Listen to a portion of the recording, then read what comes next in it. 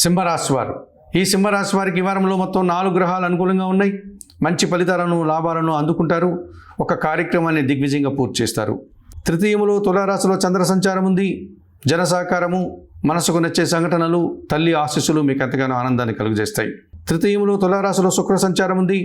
సృజన సహకారంతో చాలా కార్యక్రమాలు సునాయాసంగా పూర్తి చేస్తారు. వృత్తి ఉద్యోగ వ్యాపారాల్లో లాభాలను అందుకుంటారు.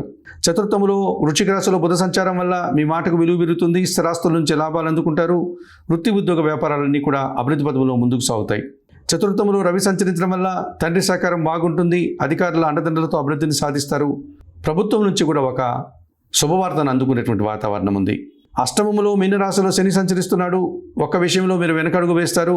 జీవిత భాగస్వామితో కానీ వ్యాపార భాగస్వాములతో కానీ మనస్పర్ధలకు అవకాశం ఉంది. సంతానం విషయంలో కూడా మీరు కొన్ని ప్రతికూల వాతావరణాన్ని చవి చూడాల్సి ఉంటుంది. ఈ రాశి వారికి ఈ వారంలో మంగళ, బుధ, గురు, శుక్రవారాలు అనుకూలంగా ఉన్నాయి. దానాలు ఇచ్చేటువంటి క్రమంలో నల్ల ద్రాక్షను కానీ నేరేడు పళ్ళను కానీ శనివారం రోజు వయోవృద్ధులకు దానం చేయండి. స్తోత్రపారాయణ విషయంలో బిల్వాష్టకం కానీ జగన్నాథాష్టకం కానీ ప్రతినిత్యం చదువుకోండి. ఆలయ సందర్శన కార్యక్రమంలో భాగంగా శివాలయంలోనికి ప్రవేశించి శివపార్వతులను దర్శించుకోవడం వల్ల, నమస్కరించుకోవడం వల్ల సంతోషంగా ప్రశాంతంగా ఉండగలుగుతారు.